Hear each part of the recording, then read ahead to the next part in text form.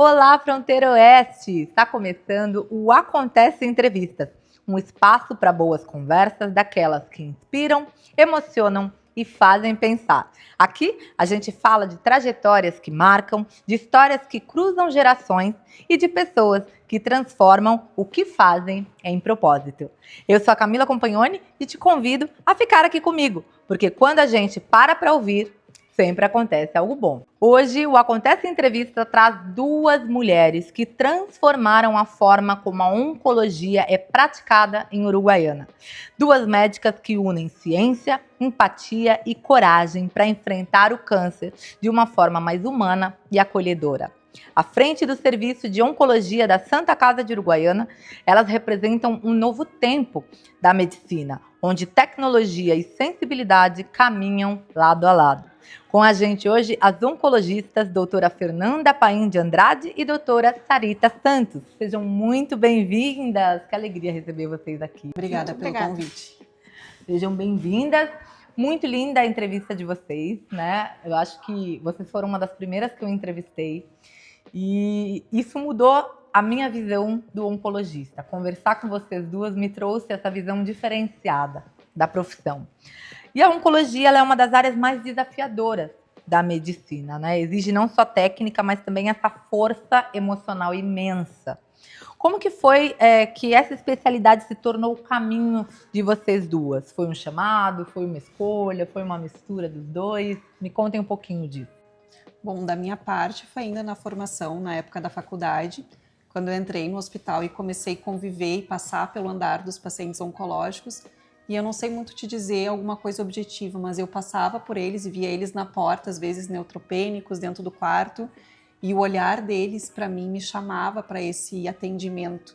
Eu sentia que eu poderia ser útil para aquelas pessoas. Acho que é uma especialidade que demanda bastante do ponto de vista emocional. Já tentei gostar de outras especialidades e ver se me encaixava em algo que me demandasse menos emocionalmente, mas nada me emociona e me chama tanto quanto a oncologia. E depois, fazendo residência de oncologia, descobri uma paixão imensurável pelo cuidado paliativo e acabei fazendo pós-graduação depois para poder me especializar, poder aprender um pouquinho mais sobre o cuidado de pacientes fora de terapia curativa já.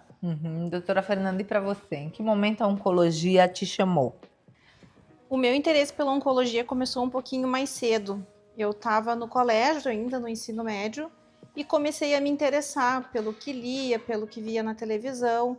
Tive um trabalho escolar que foi sobre mutações genéticas e aí envolvia alguns casos de câncer e me chamou muito a atenção. E aí eu tive a ideia de fazer medicina para poder fazer a oncologia. Então eu direcionei toda a minha formação já sabendo que eu queria fazer a oncologia.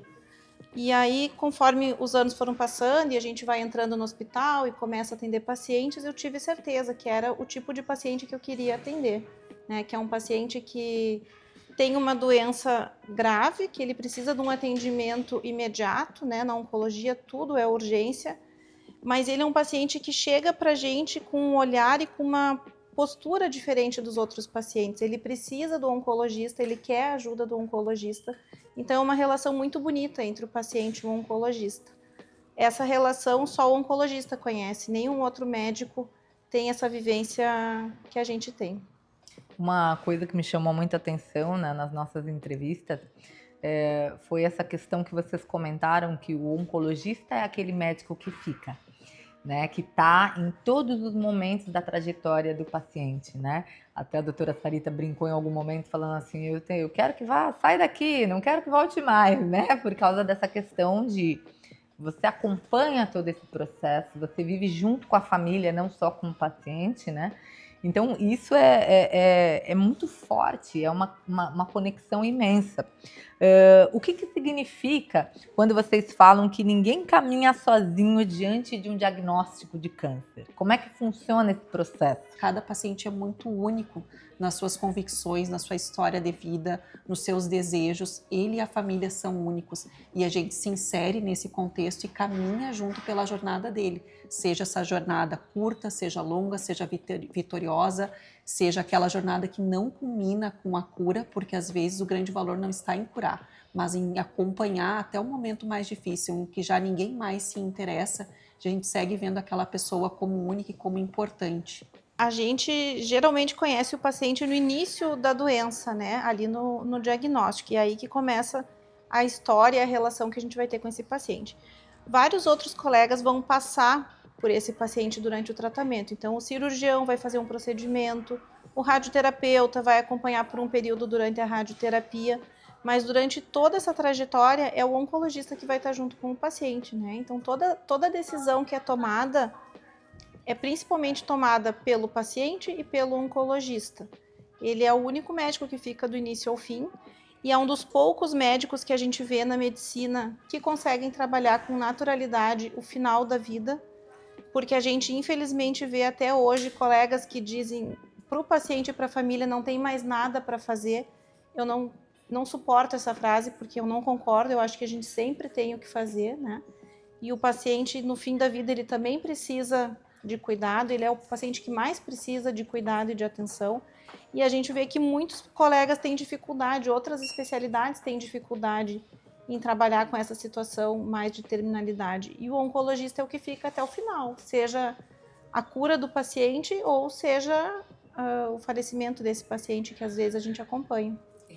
Para a questão de ser mulher dentro da medicina, né? Nós, como mulheres, sabemos que o nosso toque feminino faz a diferença. E a gente entende que hoje, profissionalmente, ainda temos uma gama, né, de homens, um ambiente masculino muito forte em todas as áreas, né? Como é que é ser mulher dentro da medicina? E se vocês acreditam que o olhar feminino traz alguma diferença para esses cuidados? Traz alguma diferença na hora de vocês atenderem um paciente? Eu tenho a impressão que na medicina tem muita queixa, muito sintoma do paciente que um homem releva, acha que aquilo não tem grande importância. E para nós mulheres, a gente, não sei se é por gerarmos a vida e muitas de nós sermos mães, para nós o que está incomodando o paciente é o que importa. Para mim, toda consulta, o mais importante daquela consulta é resolver a queixa do paciente. Mesmo que possa parecer que não seja uma queixa importante, se está incomodando o paciente, ela tem valor. E eu acho que essa sensibilidade, esse cuidado, só as mulheres têm, né? Tem algumas questões específicas que eu acho interessantes. Cada vez mais estão entrando mais mulheres na medicina do que homens. Acredito que as mulheres são desde cedo mais dedicadas e acabam tendo maior número de aprovações no vestibular, que está culminando nesse aumento das mulheres na medicina. E é interessante que tem alguns pacientes que acreditam que médico tem que ser homem. É raro hoje em dia, mas ainda tem paciente que se decepciona quando vê que a sua consulta está agendada com uma médica mulher. Então, em alguns casos, que ainda bem que são raros, a gente tem que quebrar aquela barreira inicial. Parece que a mulher, em todos os âmbitos do mundo, ela tem que provar que ela é boa e que ela é eficiente naquilo que ela está fazendo, né? Porque algumas pessoas, infelizmente, ainda acreditam que o homem é mais capaz. Então, na medicina não é diferente. A gente, em alguns casos, tem que provar que tem capacidade para fazer o que está fazendo, mas eu acredito que a mulher tem sim uma capacidade de fornecer um tratamento diferenciado para o paciente pela própria sensibilidade. Eu sou suspeita em falar, eu sou uma grande defensora das mulheres, eu acredito muito no poder do feminino e muito no poder da nossa união enquanto mulheres. E ter uma filha mulher me traz muito isso, eu tento passar isso para ela, que uma mulher boa é aquela que ajuda outra mulher, né? Aquela que ajeita a coroa e nem faz se notar que ajudou. Eu acho que realmente esse é o sagrado feminino. E eu acho que nós somos muito treinadas desde pequenas a conciliar vários papéis na sociedade, né? A gente tem que trabalhar, a gente é mãe, a gente tem que ser vaidosa, a gente tem que estar bem apresentada, a gente tem que ser inteligente, interessante, mas se manter bonita e cuidar da casa e cuidar dos filhos. E eu acho que isso nos traz um dom que os homens nunca vão ter, que é de dar jeitinho para quase tudo. A gente consegue, a gente cria atalhos. Às vezes algo que se parece intransponível, talvez para um médico homem, a gente faz conexão, a gente chama alguém, a gente dá um jeito aqui, um jeito ali, a gente consegue realizar. A gente é muito forte.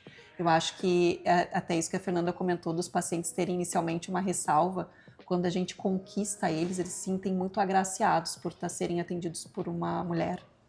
E quem é A doutora Fernanda por trás do jaleco, né? O que você faz na hora de recarregar as energias, depois dos dias tão intensos? O que te mantém aí feliz para continuar na sua atividade no dia a dia?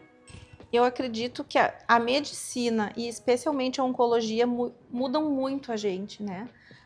Os valores que a gente tem mudam muito. A gente aprende a valorizar cada pequeno acontecimento do dia a dia, cada conquista, tudo para nós tem um valor muito grande, porque a gente trabalha diretamente com a vida e com o risco iminente de morte em alguns casos. Então eu vejo que hoje eu dou muito mais valor às pequenas coisas da vida do que eu daria em tempos anteriores. Eu gosto muito de atividade física, me faz muito bem para o corpo e para a mente, é o que mais me dá prazer assim no dia a dia. E também eu sou mãe, então a minha maior alegria se chama Matheus e tem 4 anos. Eu danço desde muito pequena e voltei a redescobrir isso para mim, que é fantástico, que é muito íntimo meu, um sagrado meu. Voltei a redescobrir isso em Uruguaiana, tenho dançado. Esse ano vou para a minha primeira mostra competitiva de dança. Então, já é um outro nicho de amigos que eu tenho, que sai da parte mais técnica dos médicos.